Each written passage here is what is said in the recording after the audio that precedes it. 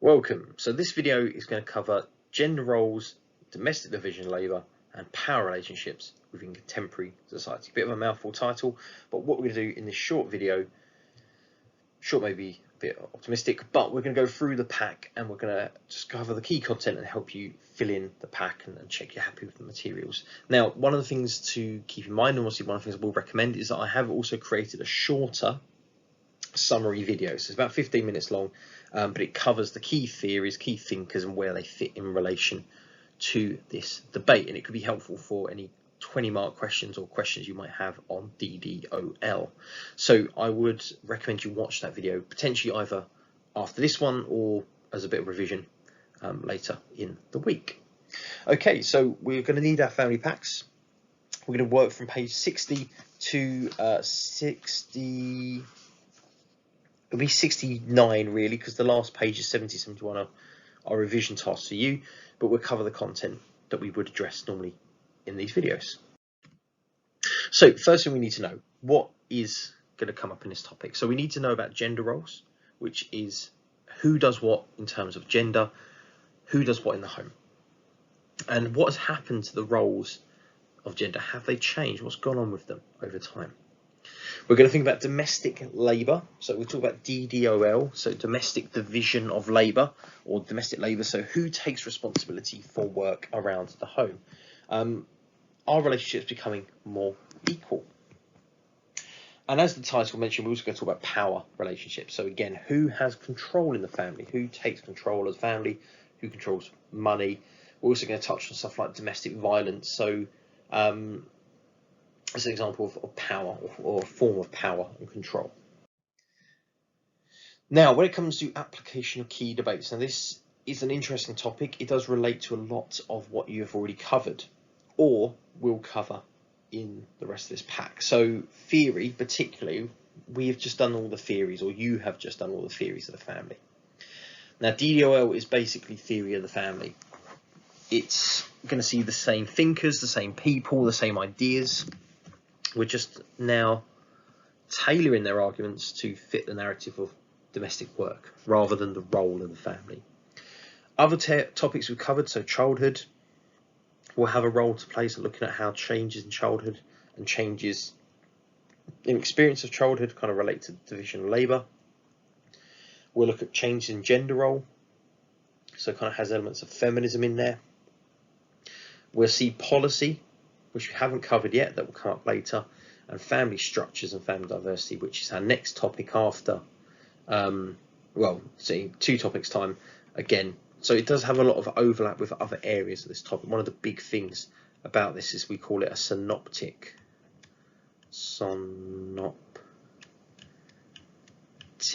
there we go, link. So most of this stuff, it relates to other topic areas. You can use this material elsewhere in an exam, in an essay question. You don't have to sort of stick to just this question area. Now, the first thing to think about is a little discussion point, is why do you think there is a gap in DDOL? Now, again, we can't have a discussion in the traditional sense we would in the lesson, but maybe have a think. Just pause the video for a couple of minutes, have a think by yourself, maybe ask a family member to have sort of maybe a discussion with you about why you think there is this division in division of labour. And so this article can give you a little bit of a background. So as it says here, use the materials we've covered to obviously think about, and also think about education, other topics we've covered, to think about this. So pause the video, have a think, and then we'll come back together. Now, as a stretch and challenge, there are some further reading articles here, which again I will leave for you to have a think about, and you can read those. And also I will also set some of these as part of the work this week to read in addition to this PowerPoint. So the first thing we've got to think about is the development of the housewife role. Now, again, sort of having a think, when did the housewife role appear? What was the notion of the housewife? What, really think back to industrialization. Women were no longer allowed to work, children couldn't work, women stayed at home to look after, men became the breadwinner. The housewife role was created at this point. Now, an ideal housewife, again, think, those stereotypical images of, they're good cooks, they're good cleaners, they're good mothers, they do everything and they just do as they're told. Ultimately, thinking back to Marxism, some of the feminism, this benefits men, benefits capitalism, patriarchy. So a lot of these arguments are going to repeat throughout this session, particularly the feminist arguments. Now, what I'd say is the video link at the bottom here, obviously I can't play it through this video presentation, but I would recommend obviously watching this video. It's a short comedy sketch, but it does reinforce some of the views about what a housewife should be. So again, these questions are thinking points you can have a think about and maybe discuss with parents or siblings or friends. Now, before we get into it a little further, I want to show you this Good Wife's Guide. Now, this is a really good starting point for thinking about what is the housewife role. Now, this is an extract from I think it was a home economics textbook or reading material that was given to girls in schools as a form of teaching, and there's some interesting elements to this. So I thought about the sort of the fourth one here: clear away any clutter. Make one last trip through the main parts of the house before your husband arrives. On the cooler months, you would start a fire, light a fire for him, so the house is warm and nice when he comes home. Not that you've been cold all day, but start a fire for your husband when he gets home. Prepare the children, so they're clean and presentable. Eliminate all noise from washers and dryers and vacuums, so it's a quiet house. So really tying back to that safe haven, that warm bath notion from functionalism and Marxism. I thought this is always a good one, this one here. So listen to him. You may have a dozen important things to tell him, but the moment of his arrival is not the time. Let him talk first. Remember, his topics of conversation are more important than yours. Make the evening his. Just below that. Never complain if he comes home late or goes out to dinner or other places of entertainment without you. Instead, try to understand his world of strain and pressure and his very real need to be at home and relax. So if your husband's out all night doing God knows what, don't have a go at him. He's got a hard life. He's working. Your goal: to try and make sure that your home is a place of peace, order, and tranquility, where the husband can renew himself in body and spirit. Don't complain if he comes home for dinner or stays out all night. Very similar to above. Make him comfortable. Arrange his pillow. Often take his shoes off. There we go. Speak in a low, soothing tone. Don't ask him any questions about his actions or integrity. Remember, he is the master of the house, and as such, will always exercise his will with fairness and truthfulness. You have no right to question him, and a good wife knows her place. Now, again, I know these seem quite comical, but imagine a girl sort of 14, maybe even 15, 13, 14, in school being taught this by teachers as an expectation of their life and their future.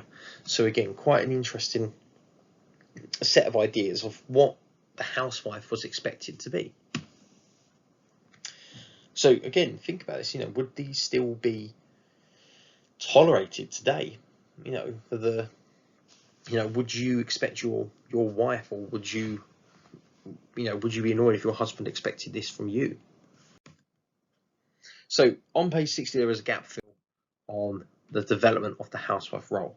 Now, again, I'd say pause the video for a short spell, have a go at the glossary, have a go at the gap fill, and then I'll go through the answers really, really quickly, and you can check yours off. Or, if you just want to go through this pack, just follow with the screen.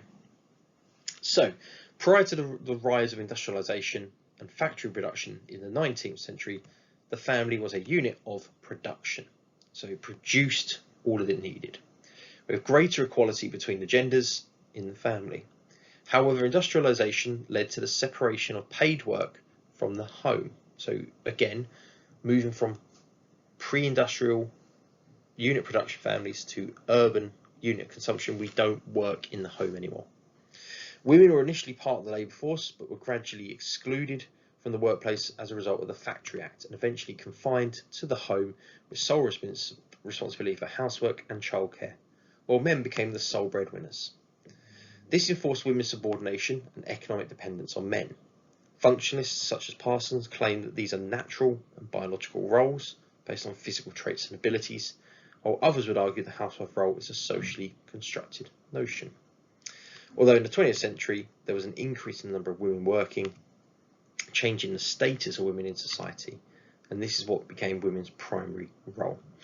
In addition, women who work are concentrated in low-paid jobs, which are an extension of the housewife role, such as nursing, secretarial work, or childcare.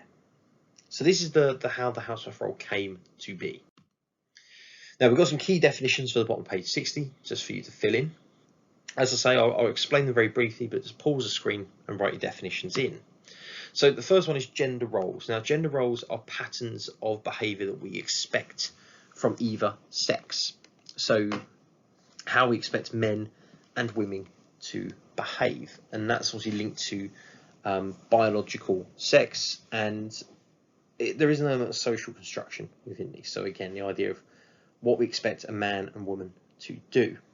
That's a gender role. A domestic labour is just unpaid housework. So cooking, cleaning, childcare, the work around the home, that's domestic labour. And the domestic division of labour is the way in which those jobs are divided up. So this whole topic is about the domestic division of labour. So ultimately, who is doing the housework in the home? So division of these tasks are often influenced by gender roles, expectations of men and women, and they change as society changes. A lot of what we see in this topic is how gender roles have changed over time, and that's changed the division of domestic work in the home, with some people saying it's got better, some people saying it's remained unequal. And last but not least, we have some concepts like conjugal roles. So conjugal roles are the activities and chores completed by men and women in a marriage. So effectively marriage roles. So who does the what job? So joint conjugal roles of both men and women have shared domestic work and will participate in housework equally. Segregated roles or conjugal roles is that men and women do not share domestic work and they participate in separate roles. So this is obviously traditional families where men would go to work and women would stay at home and do the housework. That would be a segregated conjugal role. Most families today opt for more joint conjugal roles. Now, just thinking about conjugal roles and how they're divided, there's a little task here for you to think about. Now, you can think about your own two-parent family, or it could be any two-parent family, and you can maybe just think about how are these tasks divided, and you think, is it majority male tasks, is it majority female, or is it shared? So again, you can go through and you can just sort of put a little tick across for your own family. So for example, when you think about mine, cooking meals is shared, but washing plates and dishwasher, mainly my job. Ironing is shared, fixing broken things like a block sink, mostly my job. Cleaning the bathroom is a shared job. Vacuuming, I think it's probably shared. Gardening doesn't really apply because we don't have a garden. Painting, decorating would be shared.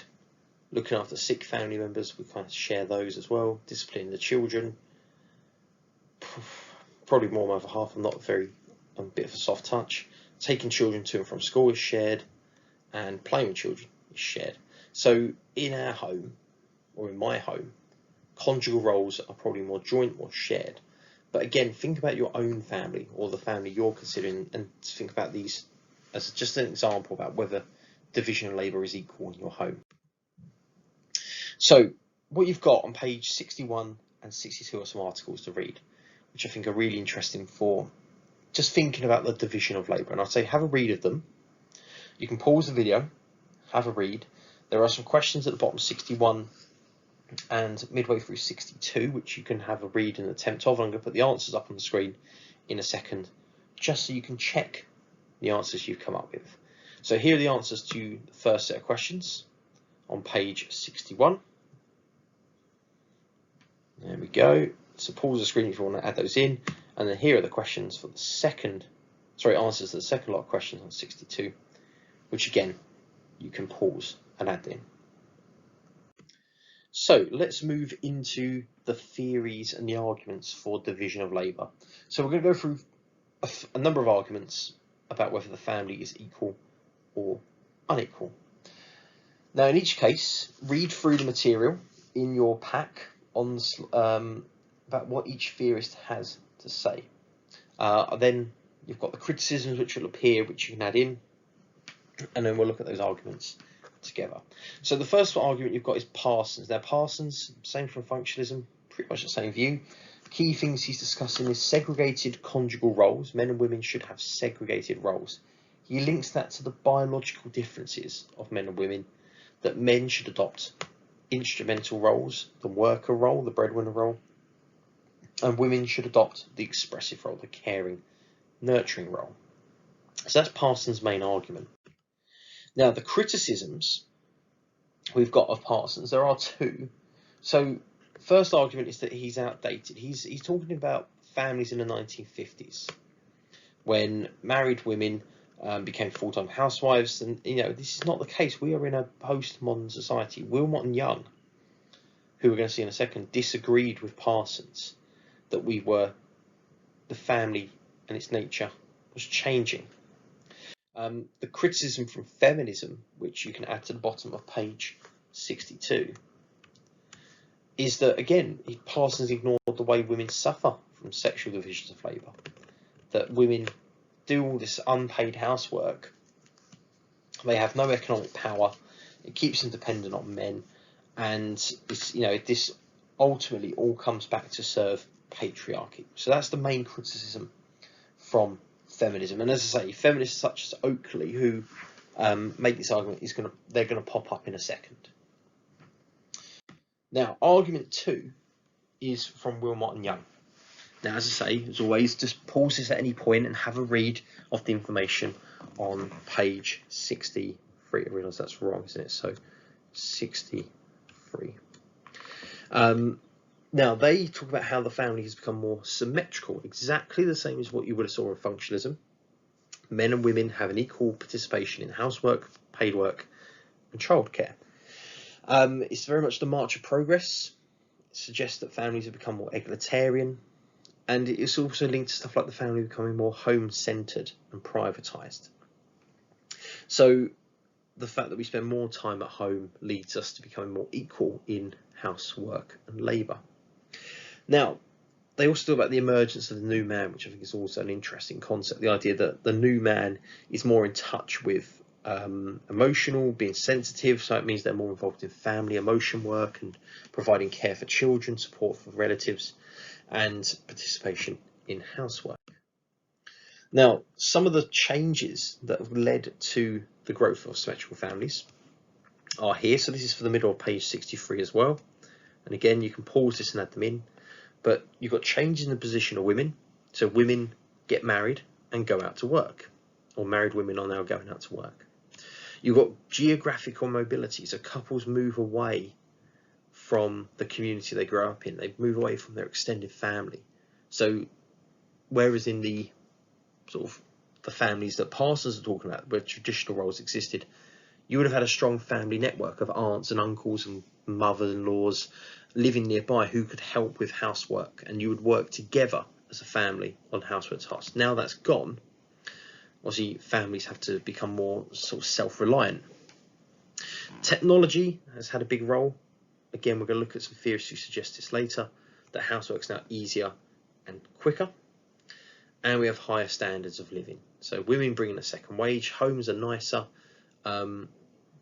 we can have more home comforts. And again, that just adds to the idea that we become more privatised. We spend more time at home because our homes are nicer.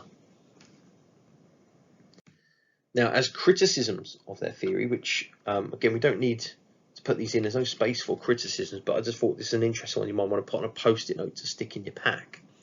So the main criticism is, while there is evidence that there is more integration of roles in the family, in leisure time and decision making, housework, childcare, childcare does, or housework and childcare do still remain predominantly women's work.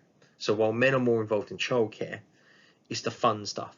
So feeding, bathing, playing games, but they're less likely to be doing the sort of more complex or more involved childcare tasks, like nappy changing and feed, sorting them out, emotion work. So men are more involved, but only in certain ways. So it's a criticism of what they suggest. Now this brings us to Oakley, our third argument, that says conjugal roles are still unequal, and she disagrees with both Parsons and Wilmot and Young. Now predominantly she's a criticism of Wilmot and Young, so this idea of jointness, this symmetrical family, these joint conjugal roles.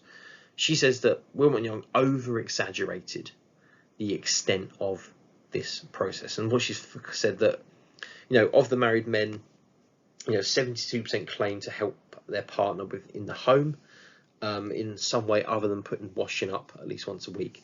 Now what Oakley points out is this could mean vacuuming once a week, or tucking the children into bed, or making their own breakfast. So putting your plate in the sink and hanging up some washing once a week does not make you an equal participant in housework. So that's Oakley's challenge to Wilmot and Young's claim.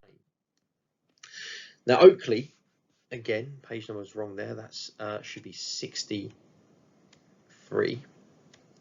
Also makes the point that women are, conjugal roles are still segregated, they're unfair, that women are oppressed by patriarchal inequality, and that women suffer a dual burden. So women are doing paid work and housework, so they have this double burden to deal with.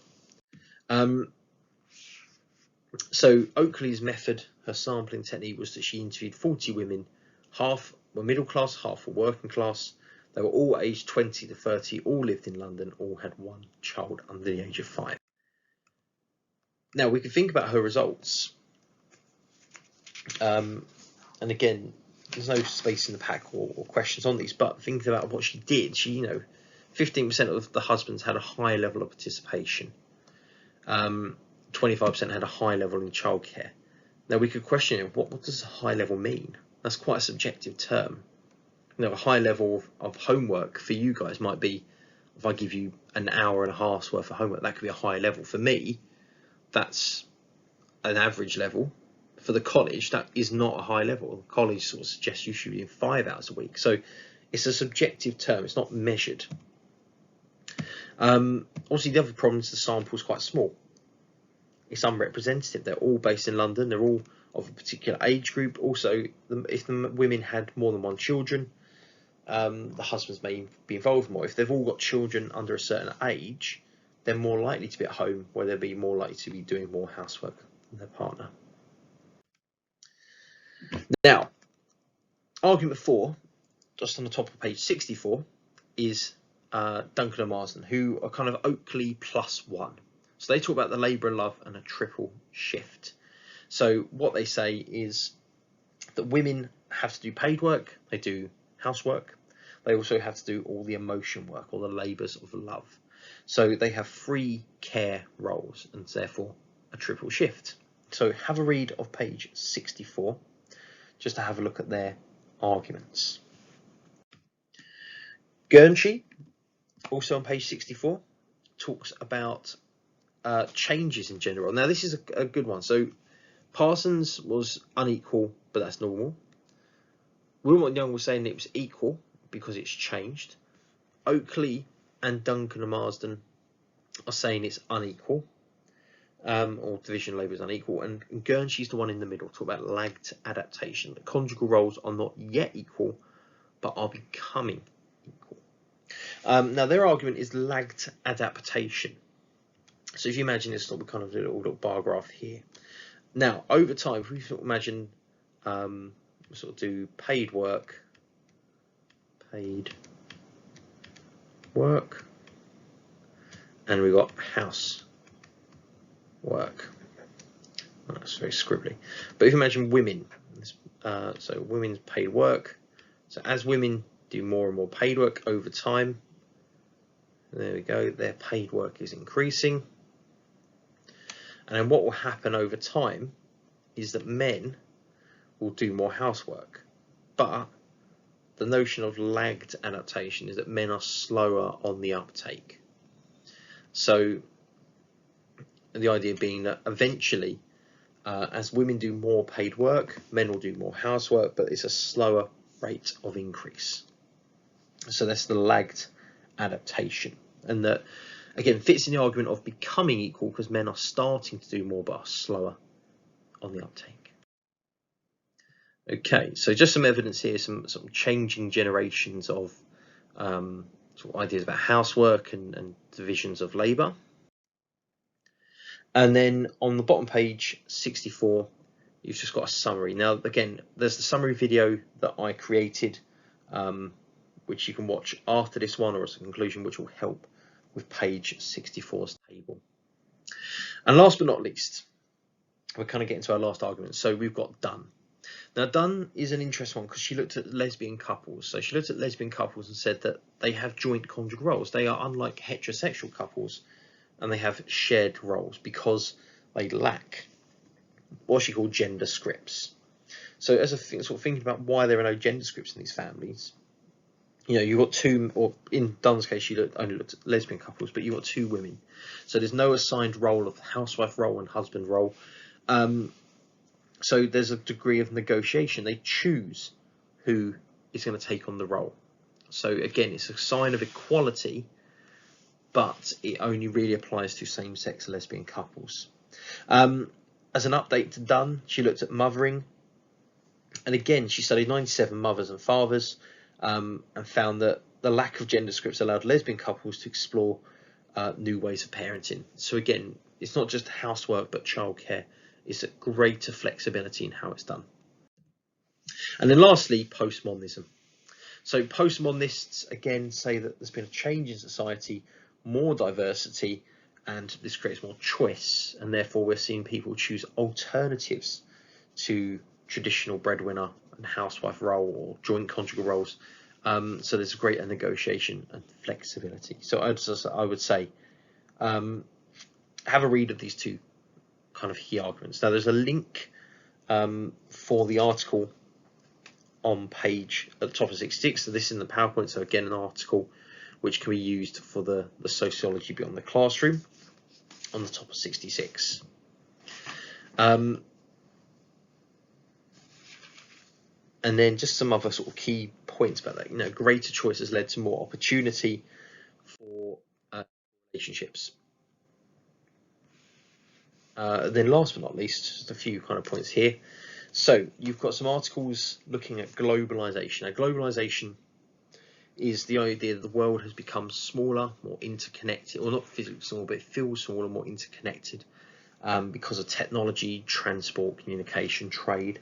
And this has affected how divisions of labour take place. So I would say read the articles on page 66 through to 68. The questions for those articles will appear on the screen here. So for article 1 on page 66, you've got question 1. And then for the questions on page 67, there's those 6 answers. Again, you can add those in. And then the questions on page 68 you can attempt on your own. So this moves on to the next bit about power. Now again, this sort of key point here I want to sort of flag up is that when we move into power relationships, we're not talking about housework, who is doing what in the home. We're talking about who makes decisions, who controls the family. That's the key difference between power and division of labour. Now, there's a couple of arguments. We're going to just fly through them. You can read them in your pack and then just sort of overview them in your own time. So the first one is Edgell. Now, Edgell talks about decision making. Who makes the key decisions in the home? Who makes the decision about what should be done and those kind of key points? And what Edgell says is that traditionally men made those important decisions. Men made decisions about buying houses, going on holiday.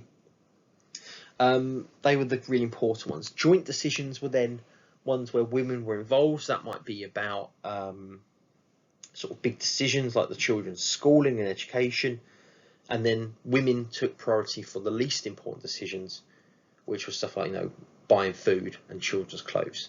Now, the big thing in here, the big element that makes this purpose or this decision making unequal is money.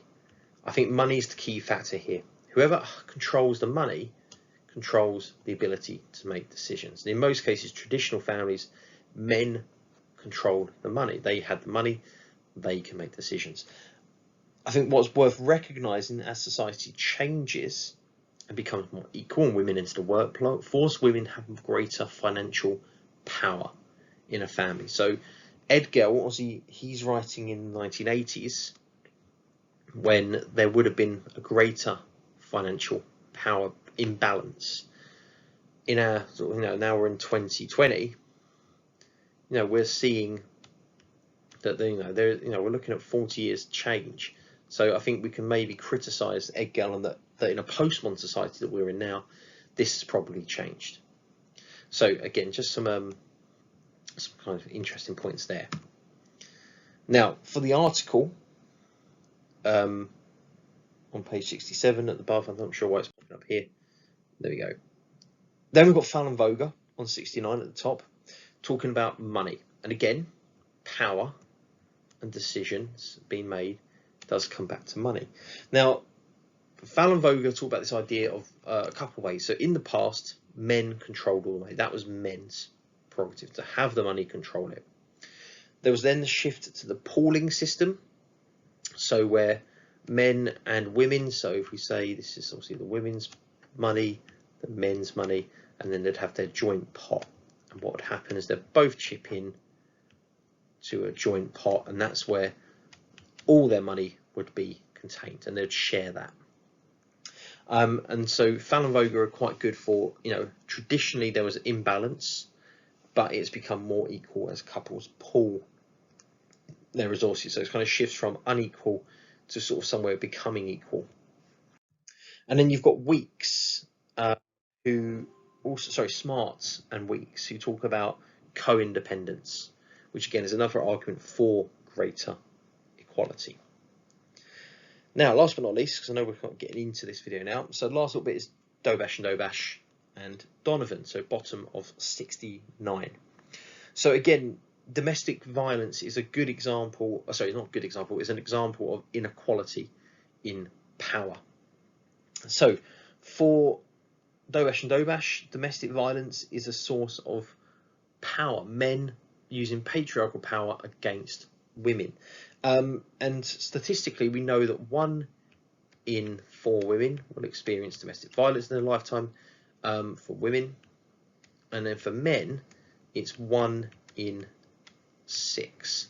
Now, 10 years ago, that was 1 in 7. So obviously that shows there's been a greater change. More men are experiencing domestic violence now than in the past. So that could be, in a very odd way of looking at it, a step towards equality, that men are experiencing or beginning to experience domestic violence on a greater level than in the past. So that could be a very bad example, but it's a step towards equality between men and women.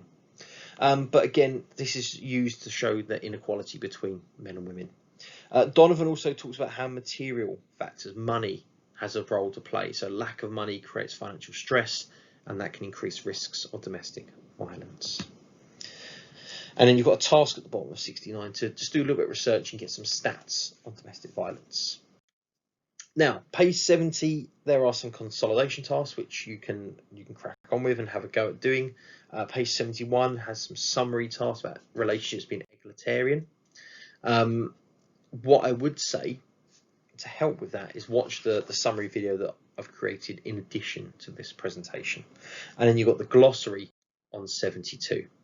Now, there are some research tasks here, which again, you may want to take part in. If you've got some time, you want to have a go at them, feel free to do that. Just say pause this video and take a look at this in yourself. So, first thing here is this exam question as a 10 marker. Now, again, I'm not going to sort of let this PowerPoint run through for 10 minutes and have the question going, but I thought we'd look at the question. There are two ways in which women's involvement in paid work has affected family structures. Now, this is an odd question to flag up here because this has got no, there's no obvious connection to DDOL, but this is the tricky thing about family 10 markers. They don't have a clear link to topics. So women being involved in work does have an impact on DDOL, and that's why I've put it here, but also with family structure. So you could talk about Wilmot and Young and the symmetrical family. You could talk about Guernsey and lagged adaptation. So some of the topics we've talked about could appear in this question. Although it's not specifically a DDOL question, we could use DDOL within it.